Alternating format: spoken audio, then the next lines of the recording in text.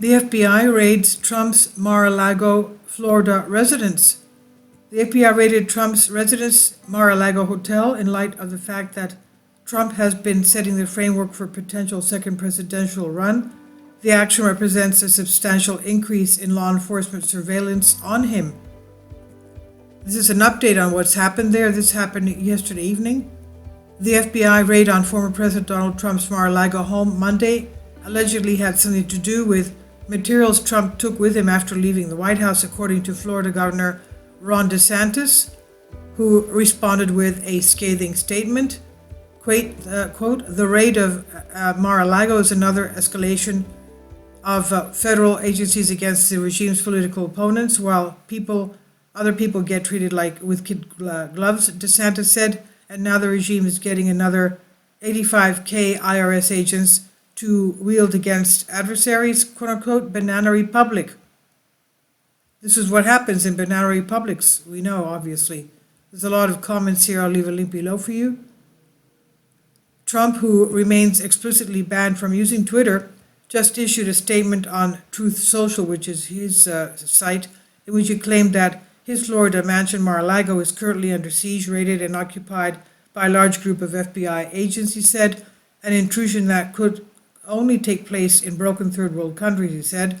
He further asserts that the Fed's presence was unannounced and that it was done thus for political reasons. And the statement in his profile says, "These are dark times for our nation, as my beautiful home Mar-A-Lago in Palm Beach, Florida, is currently under siege, raided and occupied by a large group of FBI agents. Nothing like this has ever happened to a president of the United States before. After working and cooperating with relevant government agencies, this unannounced raid on my home was not necessary or appropriate. It's prosecutorial misconduct, the weaponization of the justice system, and the attack by radical left Democrats who don't want me to run for president in 2024, especially based on recent polls, and who will likewise do anything to stop Republicans and conservatives in upcoming midterm elections. Such an assault could only take place in broken third world countries. Sadly, America has now become one of these countries, corrupt at a level not seen before. They even broke into my safe. What is the difference between this and Watergate, where operatives broke into the Democrat National Committee? Here, in reverse, Democrats broke into the home of the 45th President of the United States. A political prosecution of President Donald J. Trump has been going on for years with the now fully debunked Russia scam, impeachment hoax 1 and 2, so much more. Now, local media outlets, that was the statement, the brief of it, local media outlets corroborated the raid by reporting that FBI had carried out a search warrant at Mar-A-Lago, although it is unclear why the search was conducted. Quote unquote, they just left. And I'll leave links below for you for this. This is on Great Game India. The politics of search cannot be disregarded. As Technofog points out, if the New York Times is to be trusted, there were other ways to solve Trump's alleged offense, the delay in returning evidence, than by searching his residence, prying into personal safe.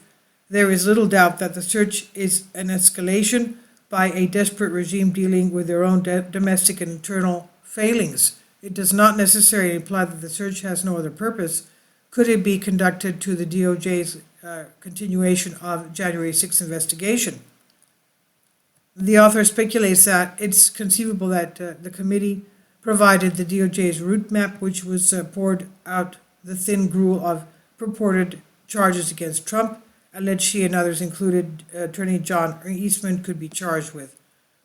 So all of these allegations, together with the DOJ's pursuit of Trump and his legal counsel and advisors, contribute to the criminalization of politics, or as Technofog describes it, arguments of law that might fail in the courts are now prosecutable offenses. Attempts to delay a vote count based on novel and not corrupt interpretations of the law can put you in prison. Issues surrounding the counting of state results, or whether Vice President can refuse to count electoral votes, is a matter not to be decided through civil or political process, not through charges brought by vindictive opponents. This is on Great Game India. Please leave your comments. Thank you for your support. Kindly support my Patreon account. The daily posts are 5 videos daily, and they are totally different from what I have on my YouTube channel. Thank you so much for your support and that you find all my content so interesting. You'll find the Patreon account details in the description box below.